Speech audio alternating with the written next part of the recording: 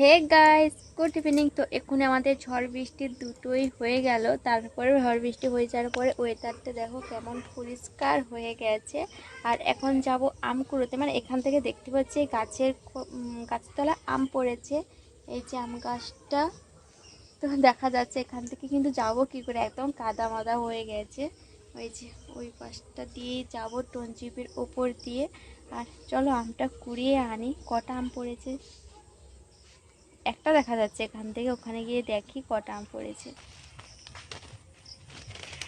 এখন যাচ্ছি আম কুড়োতে। কটা আম পড়লো, প্রচুর ঝড় হয়েছিল তো এখান থেকে আমি একটা দেখতে পেয়েছিলাম, এই যে এটাই পেয়েছি। এটা এখানে থাক, আর পড়েছে নাকি দেখে নেই ভালো করে। আর কোথাও দেখতে পাচ্ছি না। আর এই পাশটা তো একদম কাদা, ওই পাশে যেতে পারবো না। আর দেখে নাও আমাদের গাছের আমগুলো কত বড় বড় হয়েছে, অনেক বড় বড় হয় আমগুলো। আর কি বলতো, এই আমগুলো পাকতে অনেকটাই দেরি হয়। আষাঢ় মাস শেষ হয়ে যাবে তবুও পাকবে না এই আমগুলো, এরকমই। তো বেশিরভাগ এই আমগুলো কাঁচা কেটে খেয়ে নিই আমরা। আর এই আমগুলো না এমনি নুন দিয়ে কেটে খাওয়া যায়, ছাল ছাড়াতে হয় না। এই ছালটা কোনো মানে কষা কষা টাইপের লাগে না, তো ছাল সমেত খাওয়া যায় এই আমটা। আর ঝড় বৃষ্টিতে এখানে সব জল ঢুকে অবস্থা দেখো কি হয়েছে। জলটা শুকিয়ে গেছে, তবু এখানে কাপড় দিয়ে ঘিরে রেখেছিলাম, তবুও শুনছে না, এতটাই ঝড় বৃষ্টি হয়েছে। আর আলাদা গাছ থেকে একটা পাকা আম কুড়িয়ে আনলাম, তো অলরেডি আমি খাওয়া শুরু করে দিয়েছি। শোনো ওখানে দাঁড়িয়ে আছে,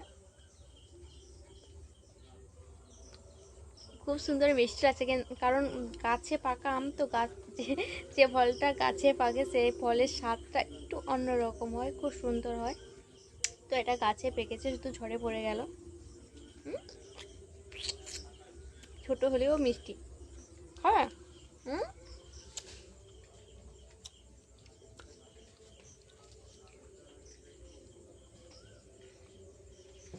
কেমন লাগছে?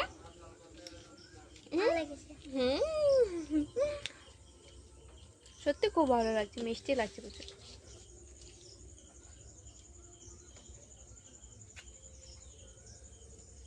তো চলো এখন আমরা আম খাই। আর তোমরা যদি আম খেতে চাও তাহলে আমাদের বাড়িতে আসতে হবে। তো আমাদের কাছে এখনো অনেক অনেক পাকা আম আছে। তো চলো, টাটা, বাই বাই।